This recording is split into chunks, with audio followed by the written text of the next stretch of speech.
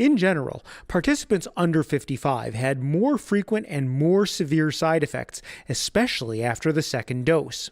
In the younger age group after the second dose, 59% reported fatigue, nearly 52% experienced a headache, 37% reported muscle pain, and 35% had chills. Less common symptoms included fever, vomiting, diarrhea, or joint pain. In those over 55, after the second dose, over 50% reported fatigue, 39% suffered a headache, nearly 29% had muscle pain, and nearly 23% reported chills. Now, there were 4 cases of Bell's palsy that occurred in the group that received the vaccine. Bell's palsy is a condition that causes temporary weakness or paralysis of certain muscles in the face.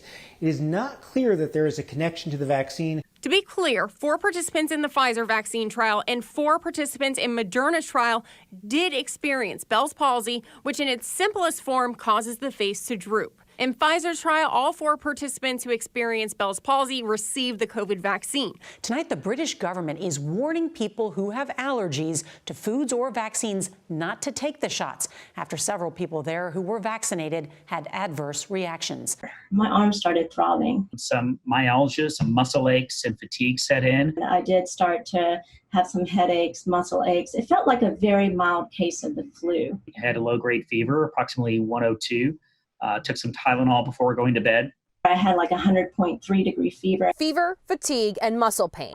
So far, 10 people have died in India within 1 to 5 days after getting the jabs. Laura Eugene and her husband Francisco received the vaccine on March 6th at the Javits Center in New York. Then 1 month later, he was diagnosed with COVID-19, and this morning, he's in an ICU unit in critical condition.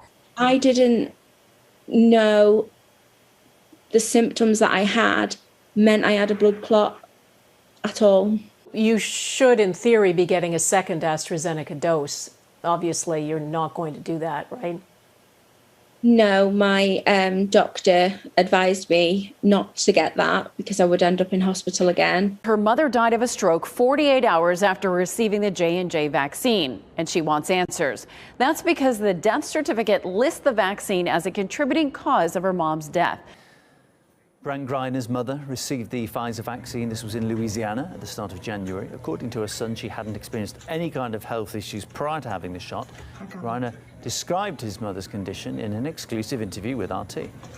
I got it. She said that the day afterwards she woke up with a headache, and she's had the headache every day since until today. Today's the first day she hasn't had a headache, but she started noticing the seizure-like movements in her leg, in her left leg first, and it was 3 days afterwards, and she was admitted to the hospital by 4 days with she had no control over her legs when she was trying to walk. Doctors said they think it's the metals in the vaccine that is causing her to have the neurological reaction. This nun is a survivor. Not only is Sister Andre the oldest person in Europe and the second oldest person in the world, she also beat the coronavirus ahead of her 117th birthday. Mais est-ce que vous avez eu peur quand vous de la voir et de... Non, j'ai pas eu peur parce que j'avais pas peur de mourir. Sister Andre tested positive for the virus on January 16th, but showed no symptoms. As a precaution, she was isolated from the rest of the residents in her retirement home in Toulon, France. While she did not fear death, she says she believes it was not her time. Pourquoi le bon Dieu tarde à venir? Et je sais pas pourquoi il tarde à venir, parce qu'il me trouve pas assez libre et assez sérieuse. Sister Andre was born Lucille Randon in 1904.